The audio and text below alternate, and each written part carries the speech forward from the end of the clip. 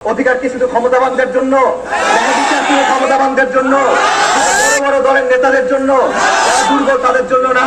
কয়েক হাজার মানুষ গুম এবং নির্যাতনের শিকার হয়েছিল এবং এর মধ্যে 300 জনকে গুমের পর হত্যা করা হয়েছিল। বাকিদের সাথে কি করা হয়েছিল?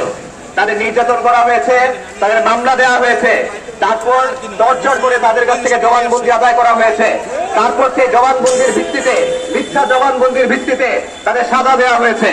কাউকে ফাঁসির আদেশ দেওয়া হয়েছে, কাকে যাবজ্জীবন সাজা দেওয়া হয়েছে। তাদের বিরুদ্ধে কোনো প্রমাণ নেই, কোনো এভিডেন্স নেই, শুধুমাত্র 164 ধারা জবানবন্দির ভিত্তিতে কারোর উপর ফাঁসির সাজা হয়েছে, কারো যাবজ্জীবন সাজা হয়েছে।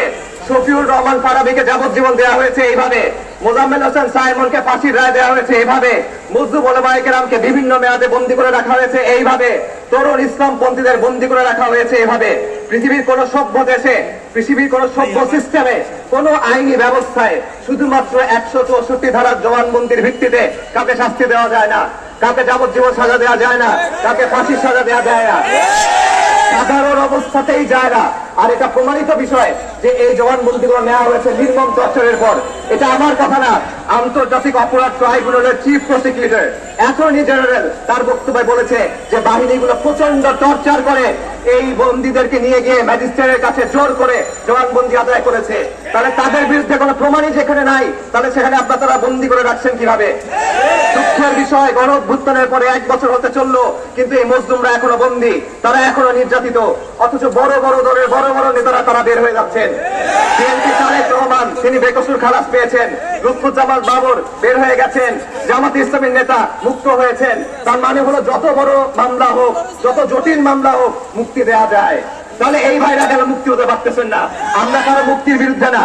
যদি কেউ জুলুমের শিকার হন তাহলে তাদের ন্যায় বিচার পাওয়ার হক আছে। কিন্তু প্রশ্ন হলো, অধিকার কি শুধু ক্ষমতাবানদের জন্য? ন্যায় বিচার শুধু ক্ষমতাবানদের জন্য, বড় বড় দলের নেতাদের জন্য, দুর্বল তাদের জন্য না, ফারাবীদের জন্য না, সাইমনদের জন্য না, ওলামায়ে কেরামদের জন্য না, মজলুম ইসলামপন্থীদের জন্য না। বনী ইসরাইলের বিধান ছিল যারা দুর্বল, তারা গুনাহ করলে, তারা অপরাধ করলে তাদের উপর সাজা প্রয়োগ করত। আর যারা ধনী তারা যখন অপরাধ করত জরিমানা নিয়ে ছেড়ে দিত। চিন্তা করে দেখেন, আমাদের দেশে আওয়ামী লীগের লোকজন তারা বহাল তবিয়তে ঘুরে বেড়াচ্ছে। আব্দুল হামিদ খান প্রটোকল নিয়ে দেশ থেকে বের হয়ে গেল, তারেক সিদ্দিকে বের হয়ে গেল, ওবায়দুল কাদের বের হয়ে গেল, আরাফাত বের হয়ে গেল, তাদের লোকজন দেশে এখনো ঘুরে বেড়ায়। অথচ এই মুসলিম বন্দীরা এখনো ঢুকে ঢুকে মরছে। এটা কি ধরনের বিচার? আপনারা জেনে রাখেন, ইন্নাদ-দীনা ইনদাল্লাহিল ইসলাম, নিশ্চয়ই আল্লাহর কাছে গ্রহণযোগ্য একমাত্র দিন হলো ইসলাম। আল্লাহর কাছে গ্রহণযোগ্য একমাত্র বিচার ব্যবস্থা ইসলাম।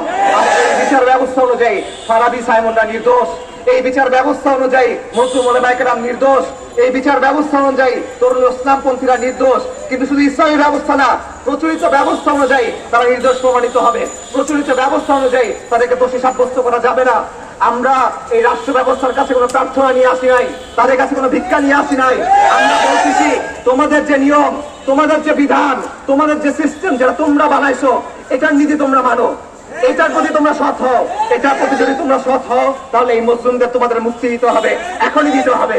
কোন ডাবল স্ট্যান্ডার্ড এখানে চলবে না। ন্যায় বিচার যদি থাকে তাহলে সবার জন্য, আইন যদি থাকে তাহলে সবার জন্য। ক্ষমতাবানদের জন্য এক আইন, দুর্বলদের জন্য আরেক আইন, ক্ষমতাবানদের জন্য এক বিচার, দুর্বলদের জন্য এক বিচার। এরকম কোন ডাবল স্ট্যান্ডার্ড চলবে না।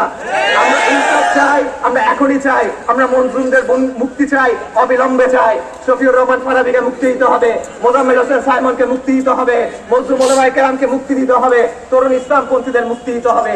যতক্ষণ তারা মুক্ত না হচ্ছেন, আল্লাহর দরবারে আমরা দায়বদ্ধ থাকবো।